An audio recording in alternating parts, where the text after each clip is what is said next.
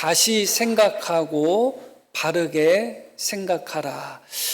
지난주에 이어서 계속해서 산상설교 말씀을 이어가겠습니다. 오늘 본문 말씀 17절 말씀 한번 보겠습니다. 내가 율법이나 선지자를 폐하러 온 줄로 생각하지 말라. 폐하러 온 것이 아니요 완전하게 하려 함이라. 너희는 내가 율법이나 선지자를 폐하러 왔다고 그렇게 생각하지 말라. 다시 생각하라는 것입니다.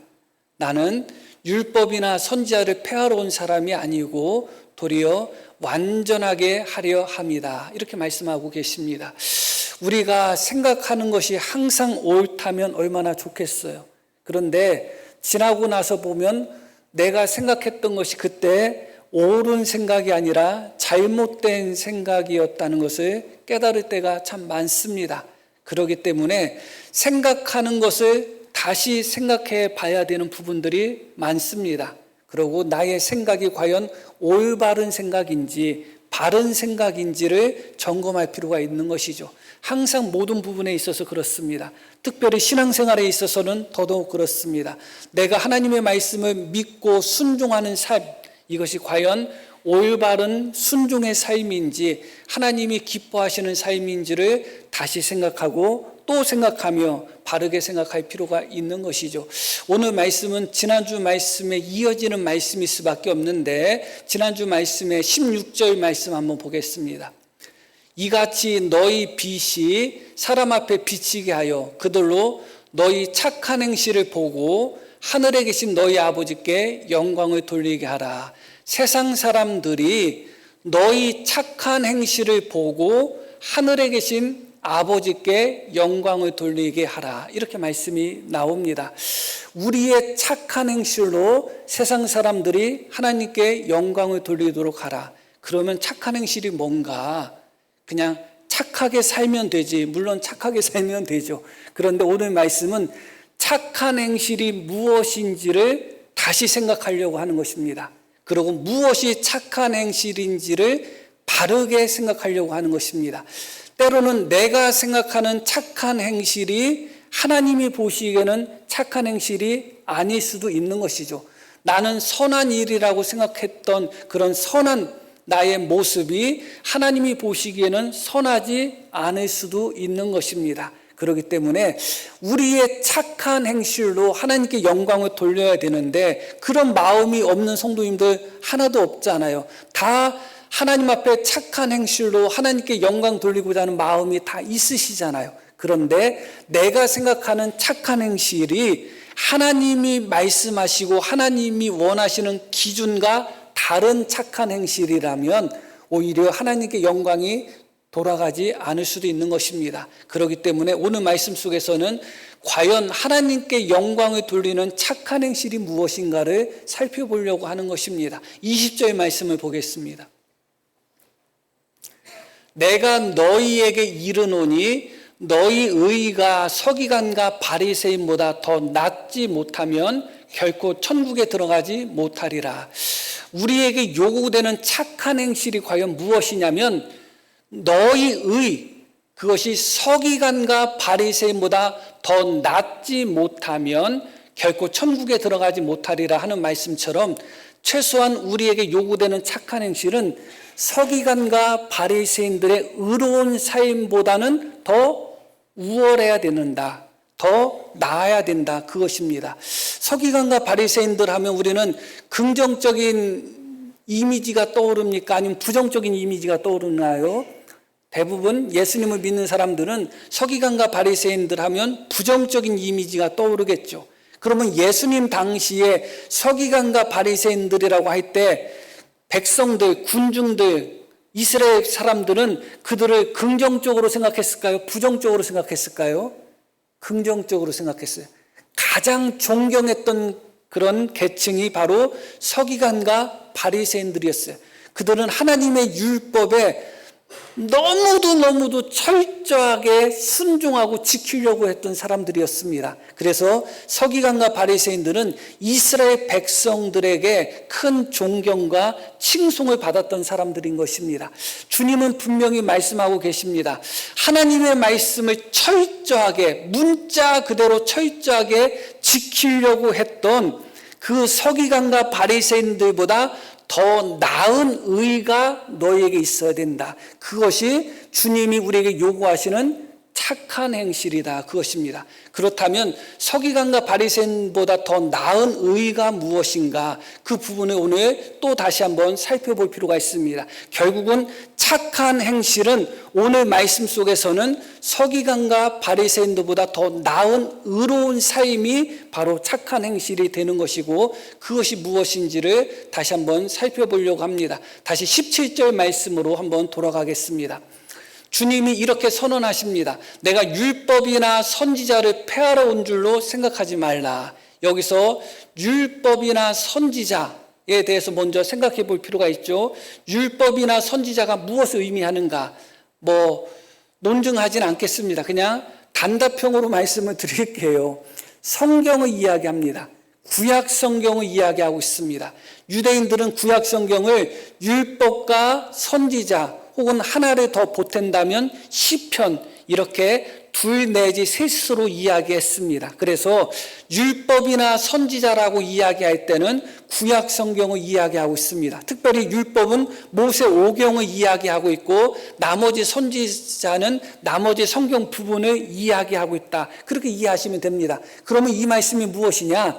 내가 구약 성경을, 이때 당시에는 신약이 존재하지 않았으니까 그냥 성경이겠죠. 그러나 우리에게 있어서는 지금 신약과 구약이 있으니까 예수님께서 말씀하셨던 율법이나 선지자는 구약 성경을 의미한다. 우리의 입장에서 보면 그렇습니다.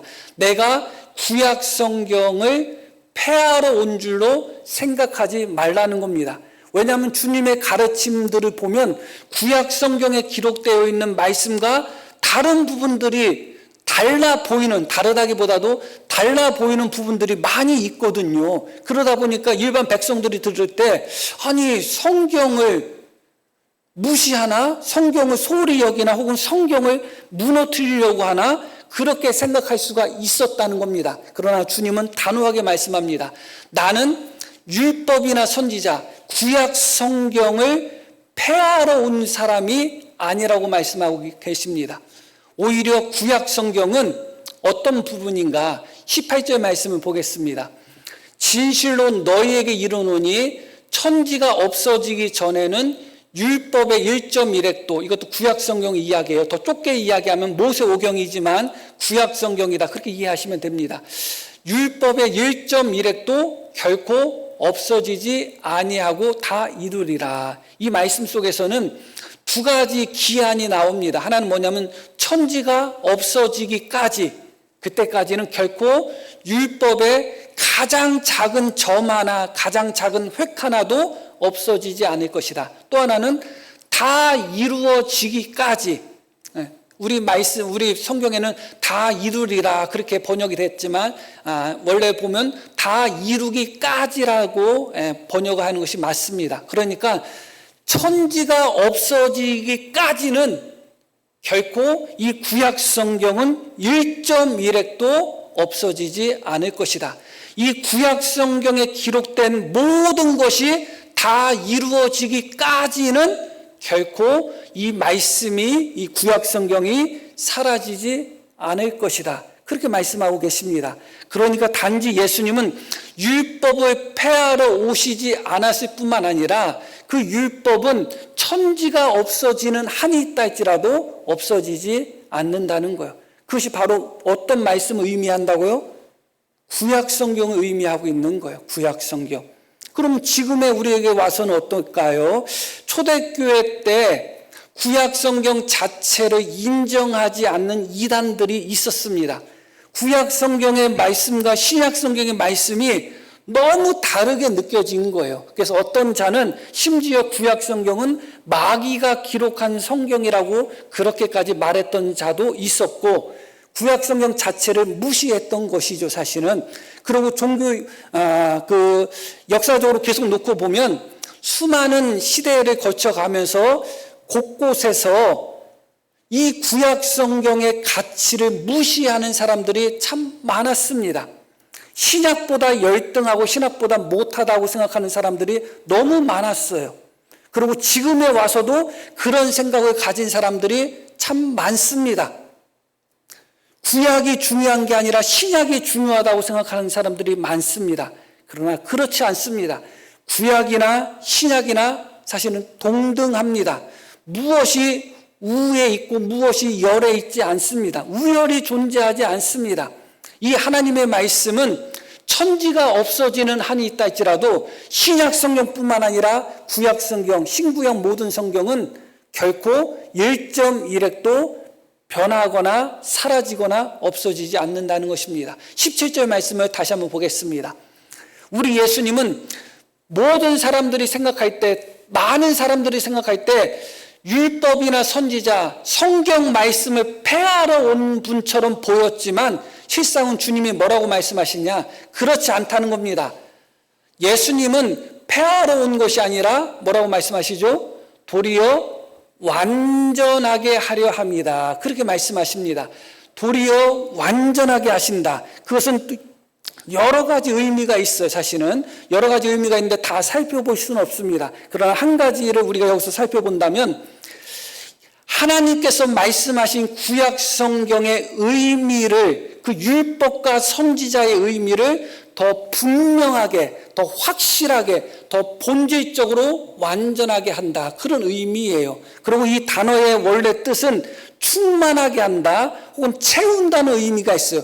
부족한 부분을 채운다는 의미가 있는 것이죠. 구약 성경에 보면, 십계명에 보면 살인하지 말라 하는 말씀이 있고 다른 말씀이 있어요, 없어요? 없죠. 그러면 그 말씀만 보면 살인하지 말라, 사람을 안 죽이면 끝이구나, 그렇게 생각할 수가 있겠죠. 그런데 예수님은 이 말씀을 완전하게 하셨단 말이죠. 완전하게 하셨던 말씀은, 예수님은 그 말씀을 어떻게 우리에게 말씀하고 계셔요? 자, 한번 21절 말씀 한번 보겠습니다. 옛사람에게 말한 바 살인하지 말라, 누구든지 살인하면 심판을 받게 되리라 하였다는 것을 너희가 들었으나 나는 너희에게 이르노니 형제에게 노하는 자마다 심판을 받게 되고 형제를 대하여 나가라 하는 자는 공회에 잡혀가게 되고 미련한 놈이라 하는 자는 지옥불에 들어가게 되리라. 주님은 뭐라고 말씀하시는 거예요? 형제에 대해서 저주를 하거나 형제를 향하여 분노하는 것 자체도 이미 살인이라는 거예요. 그런데 구약 성경에는 그것이 기록되어 있지 않아요.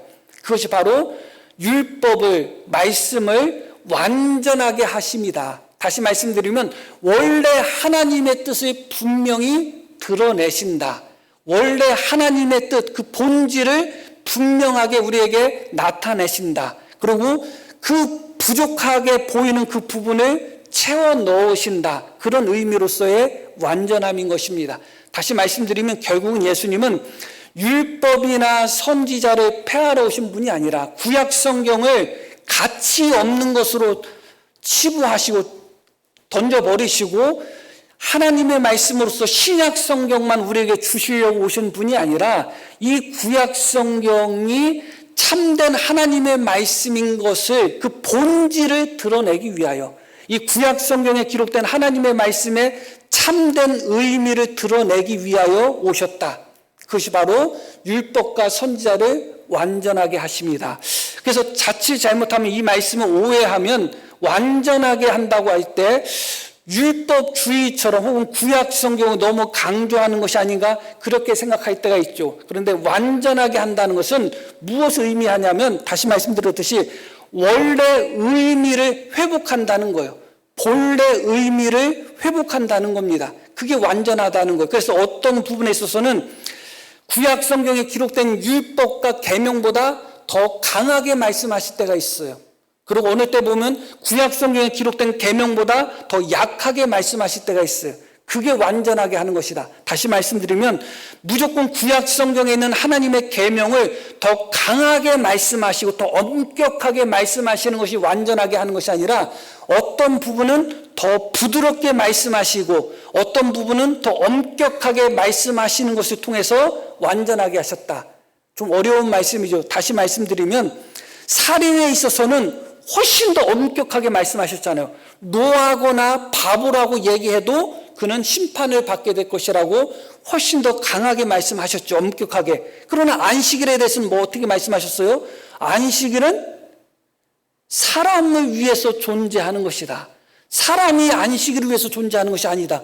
훨씬 더 부드럽게 말씀하셨잖아요. 그게 완전하게 하시는 것이다. 그러니까 많은 성경학자들이 이 부분에 있어서 오해하고 어려워하는 부분이 뭐냐면 완전하게 하신다는 의미가 구약의 율법을 더 강화시킨다는 의미인가? 그렇게 받아들이다 보니까 어려워지는 거예요. 구약의 율법을 더 강화시킨다는 의미가 아니라 원래 본래의 의미를 어떻게 한다? 회복한다. 그래서 어떤 부분은 더 엄격하고 더 강하게 말씀하셨고 어떤 부분은 더 부드럽고 더 약하게 말씀하셨다. 그것이 원래 하나님의 뜻이었기 때문에 안식일을 지켜라. 그것도 사실은 하나님이 이스라엘 백성들에게 그 계명을 주실 때 하나님을 위해서 안식일을 지키라고 그 계명을 주신 것이 아니라 누구를 위해서? 너희를 위해서, 사람을 위해서 그 계명을 주셨는데 이스라엘 백성들이 그것을 깨닫지를 못했잖아요. 그래서 안식일 계명이 마치 그들에게 있어서는 큰 굴레와 멍해처럼 느껴졌단 말이죠. 그런데 주님은 그 율법을 완전하게 하신 겁니다. 안식일은 사람을 위해서 존재하는 것이지 사람이 안식을 위해서 존재하는 것이 아니야. 그래서 다시 한번 기억하실 것은 예수님은 구약 성경을 완전하게 하시기 위해 오셨다. 그 이야기는 구약 성경이 불완전하다는 의미가 아니라 구약 성경을 예수님을 통하여 읽고 예수님을 통하여 이해할 때 하나님의 본래의 뜻을 우리는 발견할 수 있다. 그것입니다. 그러니까 주님은 구약 성경과 전혀 다른 말씀을 하신 게 아니에요. 구약 성경과 상관없는 말씀을 가르친 것이 아니라 구약 성경에서 말씀하신 하나님의 원래 본 뜻을 회복하신 것이다. 완전하게 만드신 것이다. 그렇게 이해하시면 되겠습니다. 다시 19절 말씀을 보겠습니다. 이어지는 말씀 19절. 그러므로 누구든지 이 계명 중에, 그럼 이 계명은 무엇을 의미할까요? 구약 성경을 의미하는 겁니다. 특별히 예수님이 완전케 하신 구약 성경. 다시 말씀드려서 예수님을 통하여 하나님의 뜻이 온전히 이해된 구약 성경을 의미하는 겁니다. 그러므로 누구든지 이 계명 중에 지극히 작은 것 하나라도 버리고 또 그같이 사람을 가르치는 자는 천국에서 지극히 작다 일컬음을 받을 것이요. 누구든지 이를 행하며 가르치는 자는 천국에서 크다 일컬음을 받으리라. 다시 앞부분 봅니다. 그러므로 누구든지 이 계명이 무엇이라고요? 구약 성경이에요. 지금 예수님이 말씀하실 때 이 계명은 구약 성경이에요. 이 계명 중 지극히 작은 것 하나라도 버리고 무시하고 소홀히 여기고 또 그같이 사람을 가르치는 자는 천국에서 지극히 작다 일컬음을 받을 것이라는 겁니다. 그런데 어찌 우리가 이 구약 성경을 소홀히 할 수가 있고 외면할 수가 있고 무시할 수가 있겠어요? 절대 그럴 수가 없는 것입니다. 신약과 구약은 동등한 가치와 권위가 있다는 것을 기억하셔야 돼요. 단지 차이점은 구약을 어떻게 읽어야 된다고요? 예수님이라는 필터를 통해서 예수님을 통하여 구약을 읽을 때 가치가 있는 겁니다. 그렇기 때문에 두 가지 극단에 빠져서는 안 됩니다. 한 가지 극단은 무엇이냐? 구약 성경 자체가 가치가 없다고 생각하는 극단에 빠져서는 안 돼요. 또 하나는 구약 성경 자체가 너무너무 가치가 있어서 그 자체로 읽어야 된다는 극단에 빠져서도 안 돼요. 언제나 구약 성경은 신약의 빛 가운데 예수님의 빛 가운데 예수님을 통하여 읽을 때 하나님의 원래의 뜻이 살아나는 것입니다. 그렇기 때문에 우리가 구약 성경도 신약 성경과 똑같이 우리는 하나님의 말씀으로 받아들이고 우리가 깊이 연구하고 배우고 또 묵상을 해야 되는데 단지 다른 점은 무엇이라고요? 구약 성경을 예수님을 통하여 읽고 묵상하고 깨달아야 되는 것이죠. 이 부분을 잘못 이해하는 분들 중에서는 어떻게 이해하고 있는가? 이렇게 잘못 이해하는 분이 있어요. 예수님을 언제든지 성경에서 우리는 발견해야 된다고 해가지고 구약 성경 모든 부분 본문에서 다 예수님을 거기서 찾아내려고 해요. 그게 예수님을 통해서 읽는다는 게 아니에요.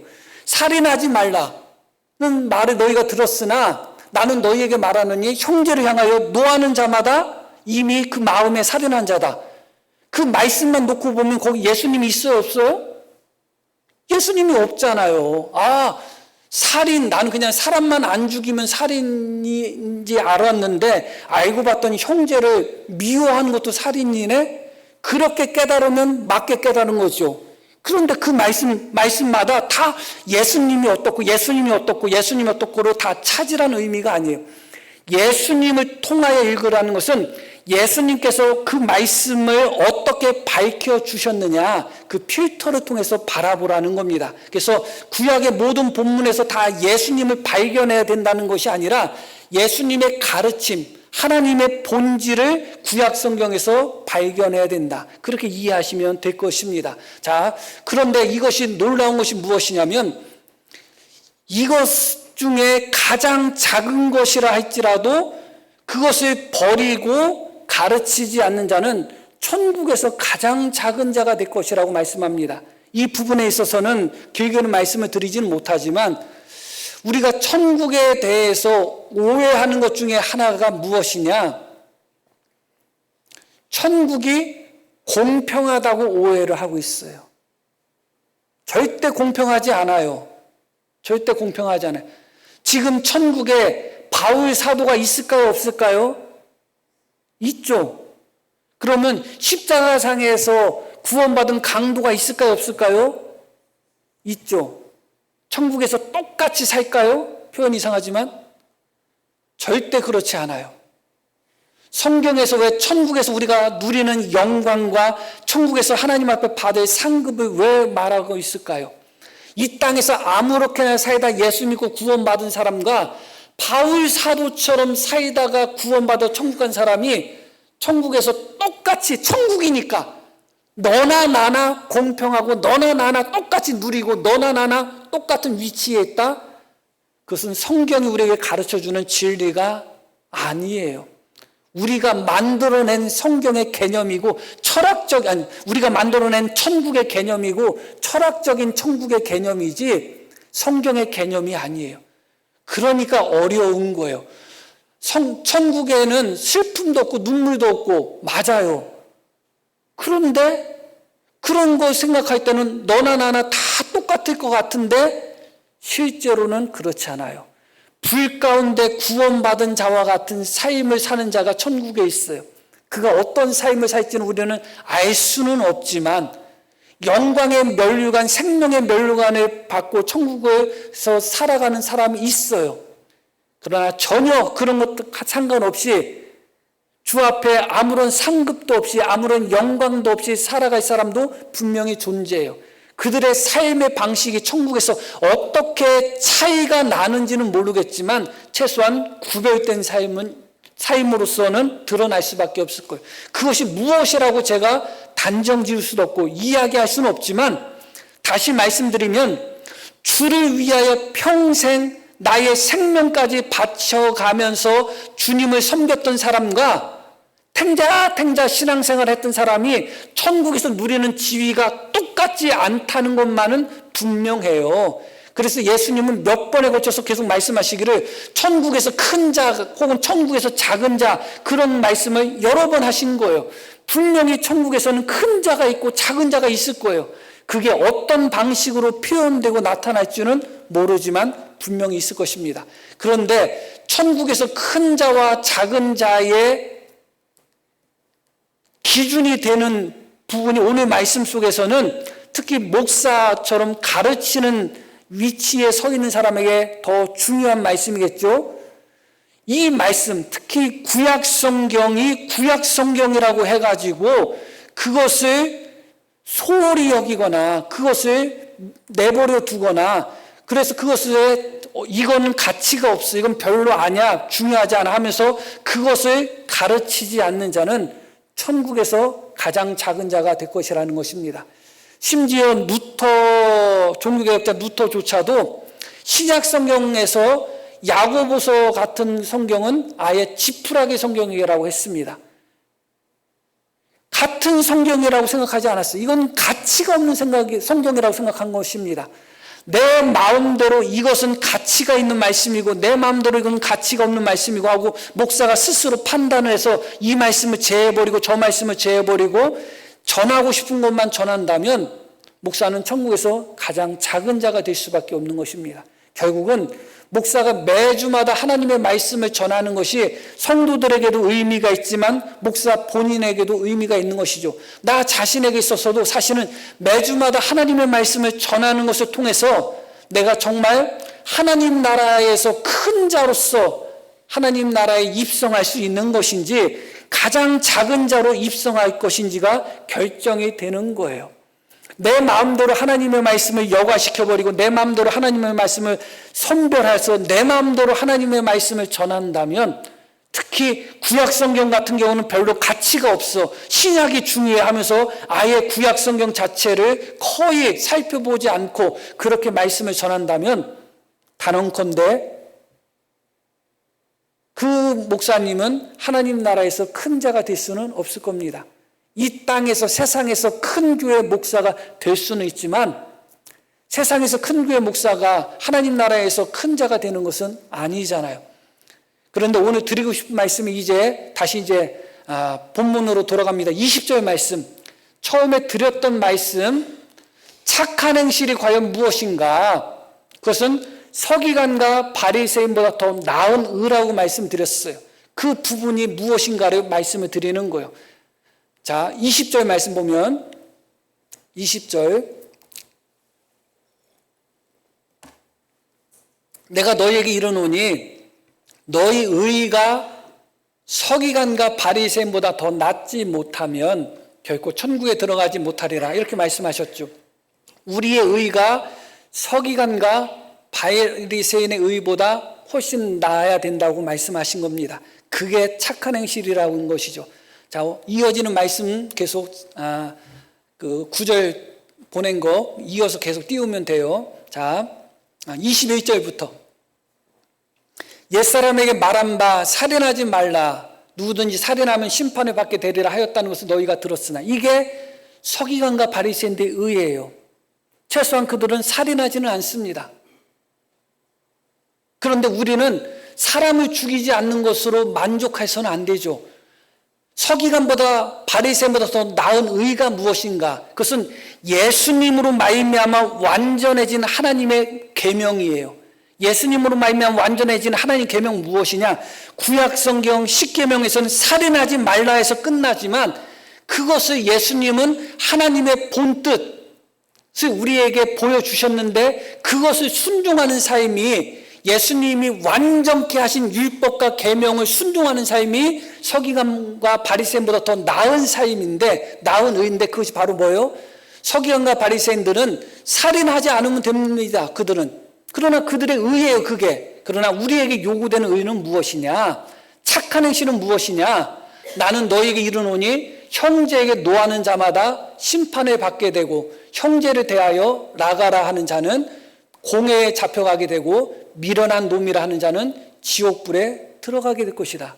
이게 서기관과 바리새인보다 더 나은 의예요. 그런데 다시 20절 말씀을 보겠습니다. 서기관과 바리새인보다 더 낫지 못하면 우리의 의로움이, 이것은 믿음의 의를 이야기하지 않습니다. 순종의 의를 이야기해요. 더 낫지 못하면 결코 천국에 들어가지 못한다는 거예요. 그러면 한번 질문을 드려볼게요. 여기 계신 성도님 중에 지금 살인한 성도님이 계신다면 천국에 들어갈 수 있을까요? 실제로 사람 죽인 분이 있다면? 아직은 대답하지 마요. 시험될 수 있으니까. 그러나 서기관과 바리새인은 살인하지 말라 해서 살인하지 않는 의예요. 그런데 그 정도 의를 가지고서도 천국에 못 들어간다는 거예요. 천국에 들어가기 위해서는 그 사람들의 의보다도 더 나아야 된다는 거예요. 그게 뭐예요? 형제를 향하여 노하거나 미워하거나 미련한 자라고 그렇게 형제를 정죄하는 자는 이미 살인한 자라는 겁니다. 그게 주님이 말씀하고 계신 율법을 완전하게 하신 것이고 더 온전하게 한 것이고 우리에게 요구되는 서기관과 바리새인들의 의보다 나은 의예요. 근데 그것이 무엇의 기준이 된다고요? 천국에 들어가는 기준이 되는 거예요. 받아들여지나요? 다른 소리 하는 거 아니에요. 저는 그냥 성경 그대로 말씀을 드리는 거예요. 자, 이어지는 말씀 또 보겠습니다. 계속. 또 간음하지 말라 하였다는 것은 너희가 들었으나 이게 서기관과 바리새인들의 의예요. 그들은 간음하지 않아요. 그런데 주님이 우리에게 더 나은 의를 요구하는데 그게 뭐예요? 나는 너희에게 이르노니 음욕을 품고 여자를 보는 자마다 마음에 이미 간음하였다. 이게 더 나은 의예요. 서기관과 바리새인의 의만도 못하면 천국에 들어가지 못할 거라고 하는데 저는 이거는 단언할 수 있어요. 여기 지금 현재 바람 피고 계시는 분이 있다면 저는 그분 오늘 죽으면 천국 못 간다에 걸지는 않겠습니다. 뭐 도박을 좋아하는 타입은 아니니까. 그러나 지금 이 순간에 바람 피고 계시는 분이 혹시 계신다면 서기관과 바리새인들조차도 그들의 의도 간음하지 않는 정도는 지키는 거예요. 그런데 주님이 우리에게 요구하는 것은 여인을 보고 음욕을 품는 것조차도 간음이라는 더 나은 의를 요구하는데 서기관과 바리새인의 의만도 못한 간음을 하고 있다면 어찌 우리가 구원받았다고 할 수 있겠어요? 그렇게 바람 피면서 난 구원받았다 할 수 있을까요? 예를 들어서 일주일에 한 번 만나 바람 피고 한 달에 한 번 만나 바람 핀다고 생각해 봐요. 그러면 한 달에 한 번 만나서 바람 핀다면 나머지 29일 동안은 안 만나니까 바람을 안 피는 거예요? 아니죠. 계속 이어져 가는 거예요. 거기에 내가 계속 올라가 있는 것이죠. 그러면 내가 나 예수 믿으니까 구원받았다 할 수 있어요? 절대로 나는 그 사람 구원 못 받았다고 봅니다. 이어지는 말씀도 한번 계속 볼게요. 짤막하게 계속. 또 옛사람에게 말한 바 헛맹세를 하지 말고 맹세한 것을 주께 지키라 하였다는 것을 너희가 들었으나 이게 서기관과 바리새인의 의예요. 헛맹세하지 말고 맹세했다면 지켜라. 그들이 갖고 있는 의예요. 그런데 최소한 그것보다 더 나은 의는 뭐예요? 나는 너에게 이르노니 도무지 맹세하지 말지니 하늘로도 하지 말라. 이는 하나님의 보좌임이요. 이렇게 말씀이 또 이어지죠. 다시 말씀드리면 말만 하면 거짓말 시키는 사람이 정말 구원받았다 할 수 있겠어요? 저 사람은 말만 하면 90%는 뻥이야. 그 사람이 정말 구원받았다 할 수 있겠냔 말이에요. 서기관과 바리새인은 의만도 못하면 너희는 결단코 천국에 들어가지 못할 거라고 하는데 입만 열면 거짓말 시키고 입만 열면 사람을 속이면서 나 예수님 믿으니까 구원받았다? 이게 어디서 나온 말씀이에요? 이게 과연 하나님의 말씀이고 이게 참된 믿음이겠어요? 이어지는 말씀도 계속 봅니다. 또 눈은 눈으로 이는 이로 갚으라 하였다는 것을 너희에게 들었으나 이것은 보복을 하는데 그 이상의 보복을 하지 말라는 겁니다. 한 대 맞았으면 한 대만 치라는 겁니다. 이게 서기관과 바리새인의 의예요. 그런데 주님은 우리에게 무엇을 요구하셔요? 나는 너에게 이르노니 악한 자를 대적하지 말라. 누구든지 내 오른편 뺨을 치거든 왼편도 돌려대라. 누군가가 나를 한 대 때리면 2대, 3대, 4대 때려야지 직성이 풀린다면 내가 과연 구원받았다고 할 수 있겠냔 말이에요. 과연 내 믿음이 진짜라고 할 수 있겠냔 말이에요. 이어지는 말씀도 계속 봅니다. 또 내 이웃을 사랑하고 내 원수를 미워하라. 내 원수를 미워하라는 것은 구약 성경에는 없어요. 그런데 서기관과 바리새인들은 그렇게 가르쳤어요. 그들의 의예요. 그런데 그들의 의는 뭐냐? 내 원수를 미워하라고는 가르쳤지만 이웃을 사랑하라고 가르쳤어요. 이게 서기관과 바리새인의 의예요. 그런데 나는 너에게 이르노니 너희 원수를 사랑하며 너희를 박해하는 자를 위하여 기도하라. 최소한 서기관과 바리새인들의 의는 이웃은 사랑하는 의예요. 그런데 이웃을, 형제를, 친구를, 함께 신앙생활하는 성도를 미워하고 싸우고 원수 맺고 그런 상태에서 정말 구원받았다고 장담할 수 있겠냔 말이에요. 주님은 단호하게 말씀하셔요. 너희 의의가 서기관과 바리새인의 의보다 낫지 아니하면 천국에 아예 들어가지를 못할 거라는 것입니다. 그렇기 때문에 이 말씀은 착한 행실은 우리의 착한 행실로서 단지 하나님의 영광을 나타내고 세상 사람들이 예수님을 믿을 수 있도록, 세상 사람들이 하나님께 영광을 돌리도록 하는 데서 끝나는 것이 아니라, 그 착한 행실은 결국은 무엇과 관련이 있어요? 우리가 천국에 들어가는 것과 관련이 있다니까요. 이상한 소리 하는 것 같죠? 결론적인 부분을 살펴볼 말씀이 7장에 있습니다.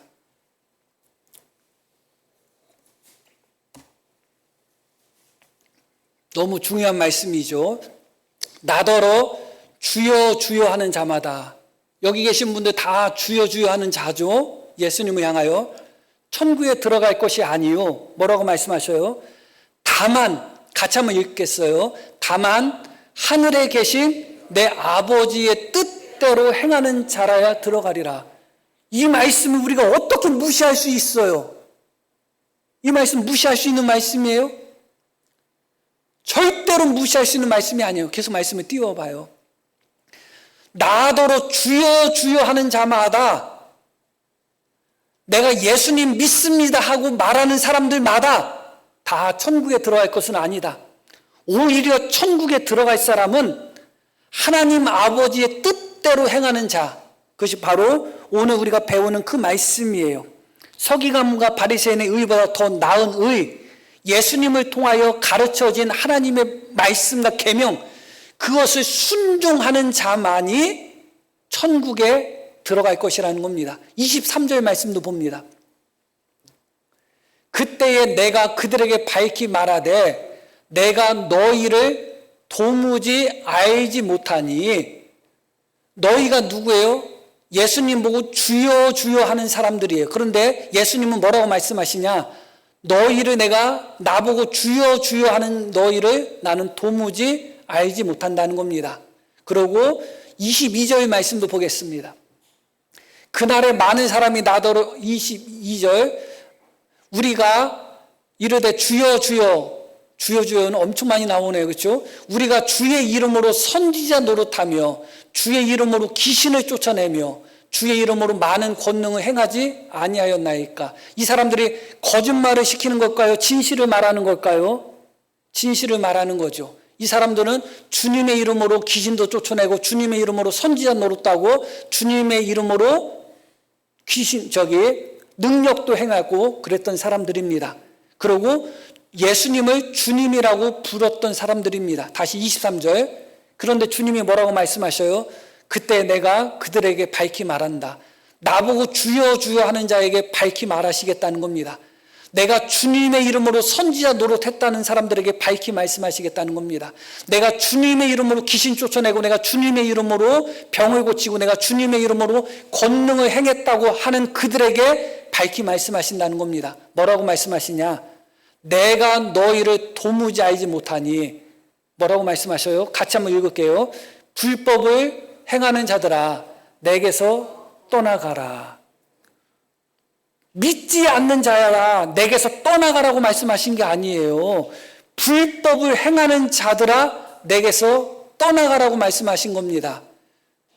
믿지 않으면 천국에 들어가지 못할 거라고 말씀하신 것이 아니라 하늘에 계신 내 아버지 뜻대로 행하지 아니하면 결단코 천국에 들어가지 못할 거라고 말씀하고 계신 겁니다. 자, 그럼 무엇이 맞을까요? 어떤 본문에는, 어떤 말씀에는 믿음으로만 구원받는다고 말씀이 있고 우리 행함으로 구원받는 것이 아니라고 말씀하고 있습니다. 그런데 오늘 말씀 속에서는 다른 말씀도 많이 있지만 두 군데만 살펴보았지만서도 너희의 의로움이 서기관과 바리새인보다 더 낫지 아니하면 천국에 못 들어갈 거라고 말씀합니다. 하늘에 계신 내 아버지 뜻대로 행동하지 않고 순종하지 않으면 못 들어갈 거라고 말씀합니다. 그리고 불법, 죄, 악을 행하는 자들은 못 들어갈 거라고 말씀하고 계십니다. 이 말씀을 우리가 외면할 수 있는 말씀이에요? 타협할 수 있는 말씀이에요? 그럴 수 없는 말씀입니다. 그러면 무엇이 맞을까? 무엇이 맞고 안 맞을 것도 없겠죠. 야고보서에 보면 영혼이 없는 몸이 죽은 것처럼 행함이 없는 믿음은 죽은 믿음이라고 했습니다. 영혼과 몸, 우리 육신은 둘처럼 보이지만 구별은 되지만 하나예요. 사람은 영혼과 육신으로 만들어져 있단 말이죠. 그럼 결국은 둘이 아니라 뭐예요? 하나죠. 결국은 믿음과 행함은 하나라는 것을 기억하셔야 돼요. 믿음과 행함이 다른 게 아니에요. 믿음은 보여요? 보이지 않아요? 보이지 않죠. 보이지 않는 믿음은 반드시 겉으로 표출이 되게 되어 있습니다. 보이게 되어 있어요. 그런데 무엇으로 보이게 되어 있냐? 서기관과 바리새인들보다 더 나은 의, 착한 삶, 하나님의 말씀에 순종하는 삶으로 그 믿음이 표출되게 되어 있어요. 그게 중요한 겁니다. 그러면 가짜 믿음도 마찬가지예요. 가짜 믿음도 반드시 겉으로 표출되게 되어 있어요. 어떻게 표출되나요? 불법으로 표출되는 것이고 하나님의 말씀에 불순종하는 것으로 표출되는 것입니다. 그런데 놀랍게도 다시 22절 말씀 본문이 아니라 그날에 많은 사람이 나더러 이르되 주여 주여 우리가 주의 이름으로 선지자 노릇하며 귀신을 쫓아내며 많은 권능을 행하였습니다. 그렇게 이야기하죠. 이게 거짓이라는 거예요? 아니면 참이라는 거예요? 참이죠.